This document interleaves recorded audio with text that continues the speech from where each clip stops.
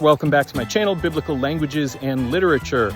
Today's Hebrew word of the day is le'ahov, which means to love. Now, le'ahov is an infinitive construct from the root aleph, hey, bet, and it's in the G stem. And I just want to give you one example from the Hebrew Bible where that word is used. Deuteronomy chapter 6 and verse 5. And there the word le'ahov appears in the form ve'ahavta. And ve'ahavta means and you will love. And you will love.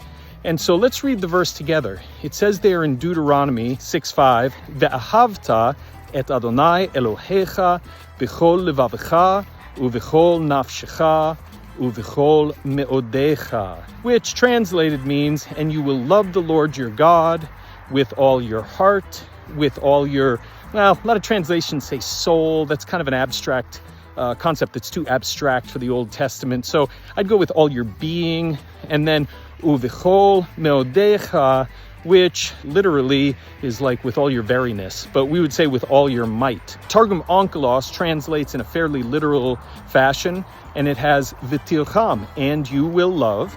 V'tilcham Adonai Elahach, you will love the Lord your God. B'chol libach, with all your heart. Uvichol nafshach, and with all your being, yourself. Uvichol nichsach, and with all your possessions. And it's interesting that instead of strength, the Targum translates it as with all your possessions. When you look at Targum Neophiti, by the way, for those of you who really like to geek out on the Aramaic, there's actually a variant reading there that says with all your money. But I digress. What does it actually mean to love God? Well, in the Psalms, you're going to find a lot of passages that deal with they're more emotional in nature, where the psalmist is pouring his heart out to God. But not the case in Deuteronomy 6:5.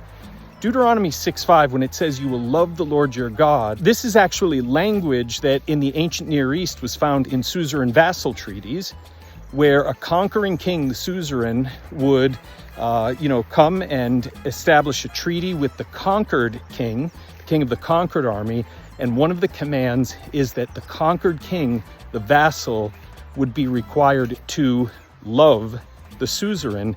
And what that really means is covenant loyalty. If you're interested in this sort of in-depth analysis of the Bible, please be sure to subscribe to the channel, click the like button, spread the word on social media. And if you're looking for longer videos that get into more depth, I encourage you to go to my Patreon page. Thanks for your support, everybody. I really appreciate it.